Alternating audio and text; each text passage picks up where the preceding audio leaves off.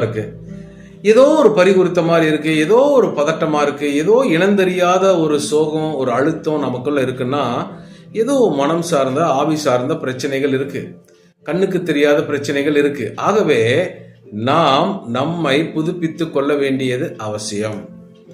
ஏசாயா 40ஆம் அதிகாரம் 29ஆம் வசனம் சொல்லுது, சோர்ந்து போகிறவர்களுக்கு கர்த்தர் பலன் கொடுத்து சத்துவம் இல்லாதவனுக்கு சத்துவத்தை பெருக பண்ணுகிறார் என்று வேதத்துல வாசிக்கிறோம். ஆக நமக்கு ஒரு சோர்வு வரும் பொழுது, ஒரு சரீர ரீதியான சோர்வு வரும் பொழுது ஒரு நல்ல ஃபுட்டு சாப்பிடலாம், ஒரு ஜூஸ் குடிக்கலாம், இல்லை கொஞ்ச நேரம் படுத்து எந்திரிக்கலாம், அந்த பலன் வந்துடும். ஆனால் ஆவியிலே மனதளவில் ஒரு சோர்வு வரும் பொழுது கர்த்தர் தான் அந்த சோர்வை நீக்குகிறவராய் இருக்கிறார்.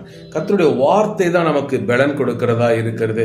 கர்த்தருடைய சமூகத்தில் நாம் ஜெபித்து முடித்து தேவ ஆவியானுடைய தொடுதலுக்குள்ளாக நாம் வரும் பொழுது நாம் பலன் அடைகிறோம்.